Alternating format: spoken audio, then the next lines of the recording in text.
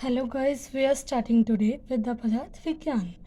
पदार्थ विज्ञान का फर्स्ट चैप्टर है आयुर्वेद निरूपणा। आयुर्वेद निरूपणा में जो सबसे पहला श्लोक दिया गया है वो है हिता हितम सुखम दुखम आयुस्तस्य हिता हितम मानव च यत्रो गत्मा स उच्चयते। अर्थात जिस शास्त्र में हितायु अहितायु सुखायु दुखायु का वर्णन हो, आहार विहार का वर्णन हो और रोग होने पर उसके उपचार का वर्णन किया गया हो, उसे आयुर्वेद शास्त्र कहा जाता है। और इस आयुर्वेद शास्त्र में 4 प्रकार की आयु का वर्णन किया गया है: सुखायु, दुखायु, हितायु, अहितायु। ठीक है जी। और उसके बाद इसमें बताया गया है आयु के लक्षण। सबसे पहले हमें ये जानना ज़रूरी है कि आयु होती क्या है। कहते हैं जिस काल तक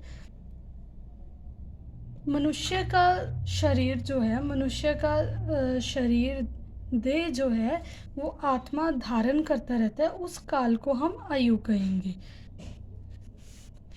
श्लोक है शरीरे इंद्रिय सत्वात्मा संयोगो धारी जीवितम नित्य अनुबंधश्च पर्याय उच्यते। इसका आगे इस श्लोक में बताया गया है पर्याय। पर्याय मतलब हो गया सिनोनियम्स। आयु के सिनोनियम्स बताए गए हैं। सबसे पहले है धारी, शरीर को सड़ने गलने से रोकने वाला, व शरीर को धारण करने वाले को धारी कहा गया है। और आगे है जीवित, जो प्राणों को धारण करता है। नित्य का अर्थात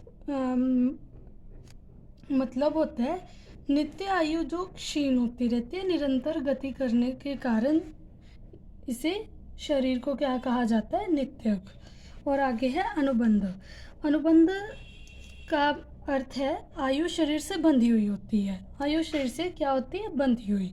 प्राणों का शरीर से जो अनुबंध रहने से आयु को अनुबंध कहते हैं। मतलब कि जब आत्मा का संयोग शरीर से होता है ना, तो वो एक तरीके का संबंध हो गया, एक तरीके से वो बंधन हो गया। तो जब तक वो बंधन रहता है उसको आयु कहेंगे, और इस बंधन को अनुबंध कहेंगे। शरीर को धारण करने वाले काल को आयु कहते हैं। शरीर के धारण करने वाले काल को आयु कहते हैं। आयुर्वेदीय आयुर्वेद, जिससे आयुर्वेद का ज्ञान प्राप्त हो वह आयुर्वेद शास्त्र है। आरोग्य की रक्षा व प्राप्ति आयुर्वेद से जो है होती है। इंद्रिय सहित शरीर के साथ मन और आत्मा का जितने समय तक संयोग जो है बना रहता है, उस काल को हम अथवा उस समय को हम क्या कहेंगे? आयु कहेंगे। ठीक है जी। अब हम आगे बढ़ते हैं सिद्धांत पर। सिद्धांत क्या हो गया? प्रिंसिपल्स। तो प्रिंसिपल्स क्या कहते हैं? प्रिंसिपल्स होते क्या हैं? सबसे पहले इसका श्लोक है जिससे हमें इसकी डेफिनेशन के बारे में पता चलेगा। वो है सिद्धांतो नाम यत् परीक्षके बहुविध परीक्षे हेतु भी साधित व स्थापित निर्णय। अर्थात जिसमें अनेक प्रकार के परीक्षे विषयों की अनेक परीक्षकों द्वारा अनेक विध परीक्षा करके हेतुओं द्वारा सिद्ध करके उसका तर्क संगत निर्णय स्थापित किया जाता है, वह सिद्धांत कहलाता है।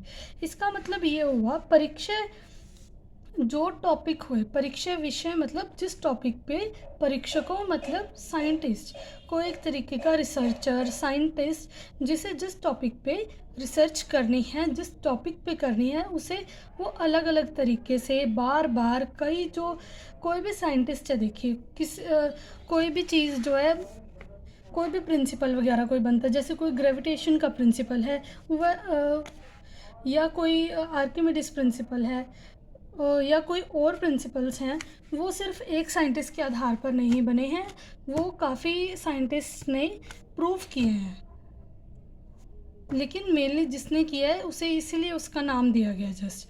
ठीक है जी। इसमें बताया गया है सिद्धांत में कि सिद्धांत वो होते हैं जो अलग अलग साइंटिस्ट अलग अलग परीक्षकों द्वारा अनेक विध परीक्षा मतलब बार बार उनकी टेस्टिंग वगैरह करके अलग अलग फैक्टर से उन्हें सिद्ध करना मतलब उन्हें प्रूव करना, उसे क्या प्रूव किया जाता है अलग अलग साइंटिस्ट के द्वारा, जिस पे पूरा तर्क दिया जाए। तर्क मतलब क्या हुआ? पूरी टॉन्टिंग जैसे होती है ना, वैसे वाद विवाद करके प्रॉपर निर्णय स्थापित किया जाता है, और उस निर्णय के आधार पर जो निर्णय लिया जाता है ना, रिजल्ट स्थापित किया जाता है, उसे सिद्धांत कहा जाता है। आगे सिद्धांत के 4 प्रकार बताए गए हैं। सबसे पहले है सर्वतंत्र, दूसरा है प्रतितंत्र, तीसरा है अधिकरण, चौथा है अभ्युपगम।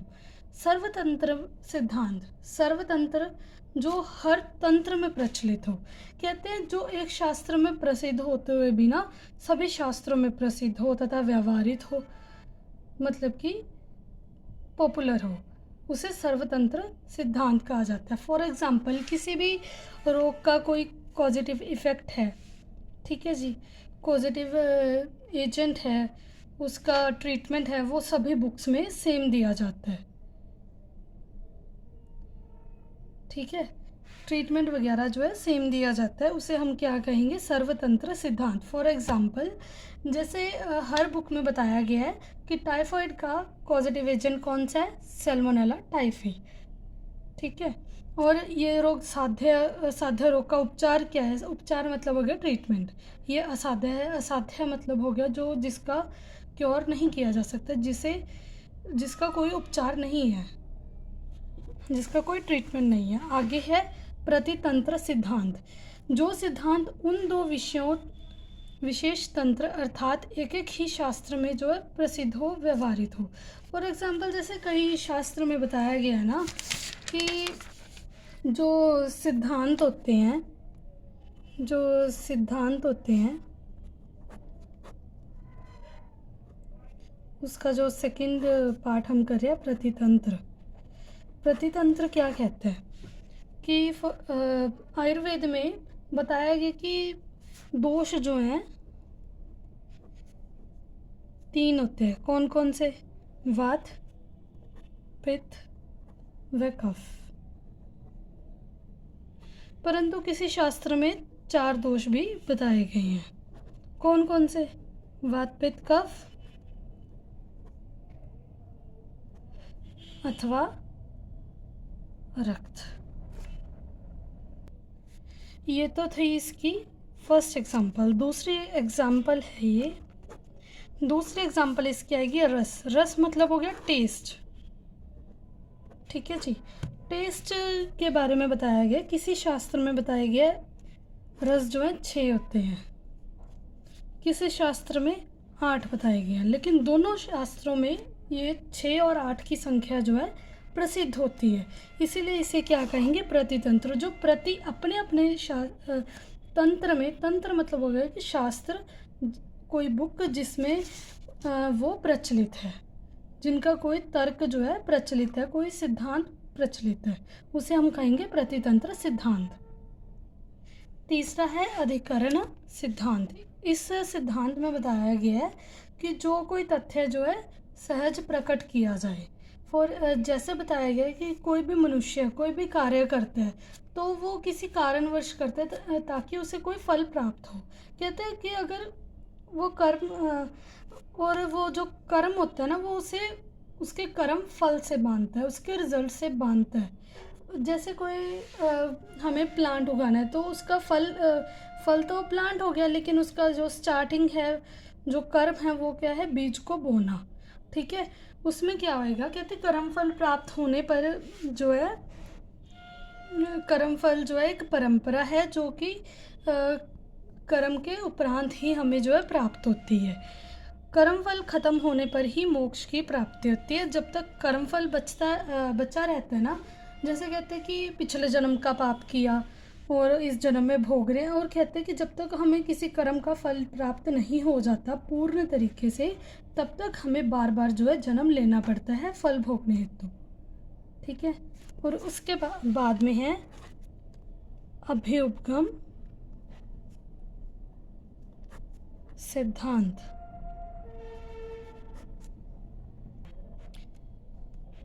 शास्त्रार्थ में जब तक वादी एवं प्रतिवादी द्वारा प्रस्तुत सिद्धांत खंडित नहीं हो जाता, तब तक उसे अभ्युपगम सिद्धांत कहते हैं। फॉर एग्जाम्पल, कोई लोग ना आपस में बहस कर रहे हैं, और तब तक वो बहस करते रहते हैं तब जब तक उनका कोई तर्क जो है, जिस टॉपिक पे वो झगड़ा कर रहे हैं या बहस कर रहे हैं, उनका वो जो एक तर्क है वो सही नहीं हो जाता।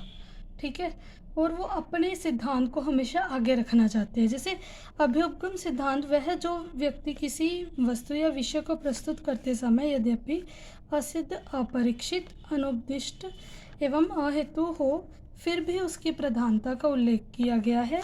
किसी वस्तु का उल्लेख करते समय उसकी सारी विशेषताओं का वर्णन करते रहना, परंतु तब तक जब तक उसकी प्रधानता जो है सिद्ध ना की जाए। जैसे द्रव्य प्रधान है, गुण प्रधान है, वीर्य प्रधान है, यानी जो प्रधान है उसे सिद्ध करना, उसी को वक्ता या श्रोता के सामने प्रतिवादी के सामने महत्वपूर्ण जो है सिद्ध करना अभ्युपगम सिद्धांत जो है कहलाता है। किसी भी बहस में, किसी भी तर्क वितर्क में या वादी प्रतिवादी में अपने विषय को हमेशा प्रधान रूप में सही साबित करना ही अभ्युपगम सिद्धांत है। तो ये थी हमारी सभी 4 प्रकार के सिद्धांत। कौन कौन से? सबसे पहले था सर्वतंत्र। सर्वतंत्र में क्या बताया गया था कि जो सभी शास्त्रों में प्रसिद्ध हो, जैसे कि रोग का कारण, जिसमें हमने एग्जाम्पल दी थी टाइफाइड की। ठीक है जी। और दूसरा है प्रतितंत्र। प्रतितंत्र में बताया गया था कि कोई भी जो कोई भी जो प्रिंसिपल है, कोई भी चीज़ है, वो अपने अपने शास्त्र के अकॉर्डिंग भी प्रसिद्ध हो। जैसे कि रस किसी शास्त्र में 6 बताए गए हैं, किसी में 8। और दूसरी एग्जांपल इसमें बताई गई थी कि किसी शास्त्र में दोष जो है 3 बताए गए हैं और दोष 4 भी बताए गए हैं। कौन कौन से? वात, पित्त, कफ। और जो 4 बताए गए कौन कौन से? वात, पित्त, कफ और रक्त। ठीक है। और उसके बाद है अधिकरण सिद्धांत। अधिकरण सिद्धांत में बताया गया कि मृत्यु फल भोगने के लिए जब तक कर्म फल जो है बचा रहता है तब तक बार बार जो है जन्म लेना पड़ता है। और उसके बाद चौथा सिद्धांत है अभ्युपगम सिद्धांत, जिसमें बताया गया कि वादी प्रतिवादी में अपने सिद्धांत को हमेशा प्रधानता सिद्ध करना, हमेशा महत्वपूर्ण सिद्ध करना ही अभ्युपगम सिद्धांत कहलाता है। और उसके बाद देखिए, कोई भी प्रिंसिपल्स हैं, ठीक है, वो हर चीज़ में महत्वपूर्ण होते हैं, हर चीज़ में इम्पॉर्टेंट होते हैं। कोई भी चीज़ हम कोई भी निर्णय लेते हैं, कोई भी रिजल्ट स्थापित करते हैं, कोई भी डिसीज़न लेते हैं, उसके बेसिक प्रिंसिपल होते हैं। वैसे ही आयुर्वेद में भी काफ़ी प्रकार के सिद्धांत जो है माने गए हैं। और अगला टॉपिक है हमारा आयुर्वेद के मूलभूत सिद्धांत। आयुर्वेद के मूलभूत सिद्धांत में सबसे पहले है पंच महाभूत। पंच महाभूत में बताया गया है, पंच महाभूत सबसे पहले कौन कौन से होते हैं? कौन कौन से होते हैं जी? ये देखिए, सबसे पहले होता है आकाश, आकाश के बाद है वायु, वायु के बाद है अग्नि, फिर है जल, फिर है पृथ्वी। ठीक है। और ये क्या है? पंच महाभूत।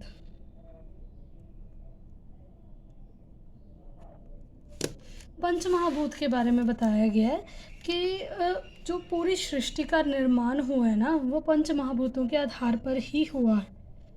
कहते हैं कि परमाणु से लेकर पहाड़ तक जो भी निर्माण हुआ है, पंच महाभूत जो है इसका आधार होते हैं। पंच महाभूत कौन कौन से? आकाश, वायु, अग्नि, जल और पृथ्वी। दूसरा है त्रिगुण सिद्धांत। त्रिगुण कौन कौन से हैं? सबसे पहले है सत्व,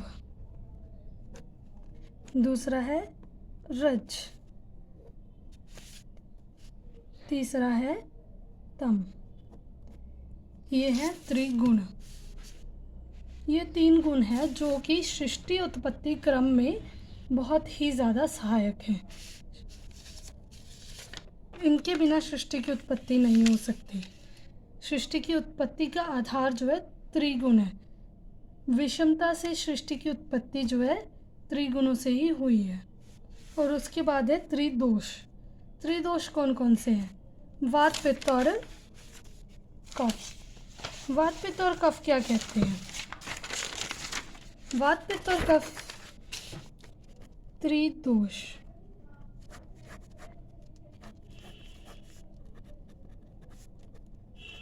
वात पित्त और कफ। वात पित्त और कफ। वात में किस महाभूत का संचार होता है? वायु का।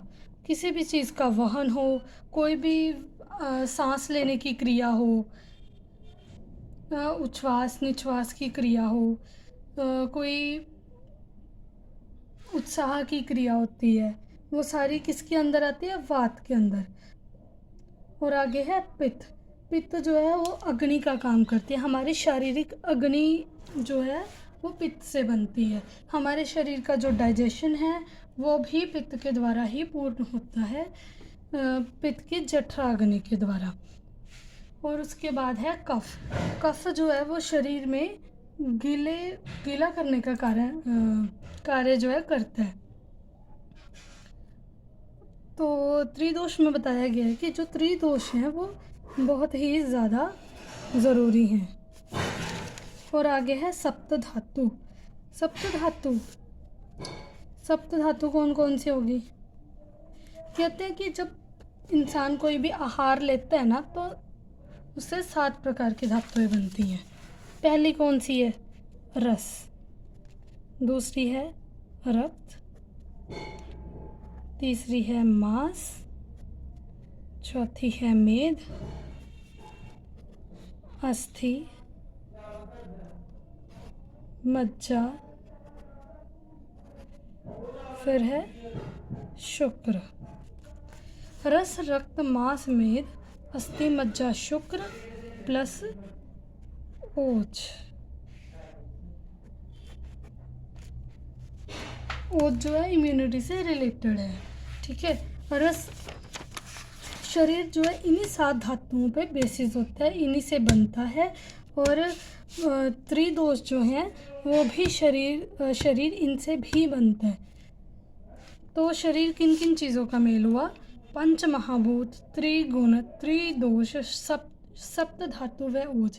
कहते हैं जब तक ओज रहता है ना शरीर में तब तक मनुष्य के अंदर प्राण रहते हैं। जिस दिन ओज का नाश हो जाता है उस दिन इंसान की मृत्यु जो है निश्चित होती है। और आगे षड पदार्थ। पहले षड पदार्थ में हम ये जानेंगे कि पदार्थ होता क्या है। पदार्थ जो है वो 2 शब्दों से मिलकर बना है, पद प्लस अर्थ। जिस कहते हैं कि पद का मतलब हो गया कोई वर्णों का समूह, ठीक है। जिसका कोई अर्थ हो उसे क्या कहेंगे हम? पदार्थ। किसी वर्णों का समूह, किसी शब्द, जैसे किसी भी चीज़ का कोई अर्थ हो ना उसे पदार्थ कहा जाता है। जिससे किसी विषय विशेष के अर्थ के बारे में ज्ञान होता है उसे पदार्थ कहा जाता है। और उसके बाद है षड पदार्थ में। पदार्थ कितने प्रकार का होता है? पदार्थ कितने प्रकार का होता है? 6 प्रकार का। पदार्थ कितने प्रकार का होता है? 6 प्रकार का। सबसे पहले है द्रव्य, दूसरा है गुण, तीसरा है कर्म, चौथा है सामान्य, विशेष और समवाय। आयुर्वेद में 6 प्रकार के पदार्थ का वर्णन किया गया है। द्रव्य, गुण, कर्म, सामान्य, विशेष और समवाय, जिनका जो है सिद्धांत के द्वारा ही प्राप्ति जो है की गई है। और उसके बाद है आत्मा परमात्मा। कहते हैं कि परमात्मा जो है, परमात्मा क्या हो गया? एक परमात्मा जो परमात्मा हुई, सूक्ष्म आत्मा जो विकार रहित होती है, जिसमें तीनों प्रकार के गुण जो है पूर्ण रूप से पाए जाते हैं। इसमें आचार्य चरक ने ना आत्मा को 2 प्रकार का बताया गया है, अनादि और सर्वज्ञ। कर्ता, पुरुष और ईश्वर, इन नामों से जो है स्वीकार किया है।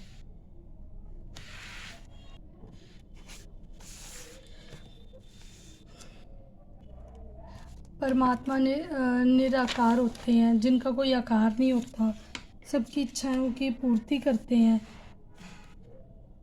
चेतना का कारण होते हैं, नित्य होते हैं, सच होते हैं, सत्य होते हैं। और उसके बाद है चतुर्विंशति पुरुष।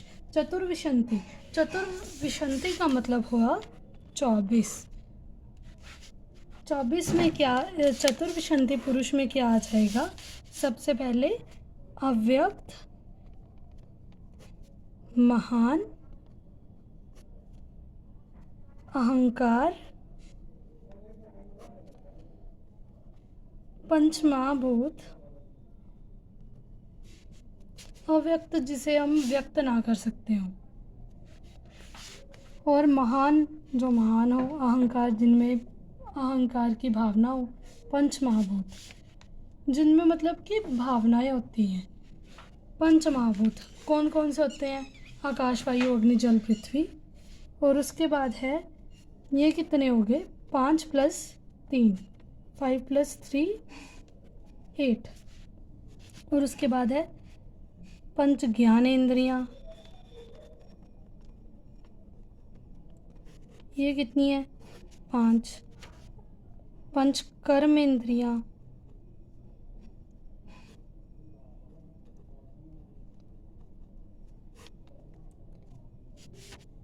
पंच तन मात्राएं,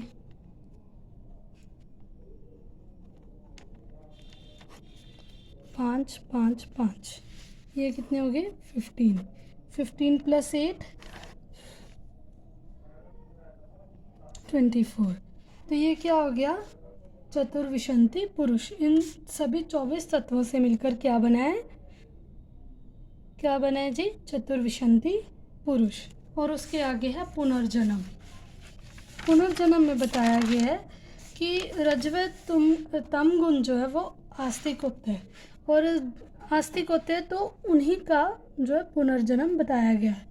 और इन गुणों से जो रहित होते हैं ना पुरुष, उनको मोक्ष प्राप्त हो जाते हैं। ये थे हमारे आयुर्वेद के मूलभूत 8 सिद्धांत। कौन कौन से थे? सबसे पहले था पंचमहाभूत, दूसरा त्रिगुण, तीसरा त्रिदोष, चौथा सप्तधातु व ओज, पांचवा षड पदार्थ, छठा आत्मा परमात्मा,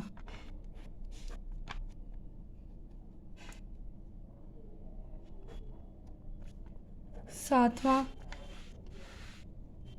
चतुर्विंशति पुरुष, आठवां पुनर्जन्म।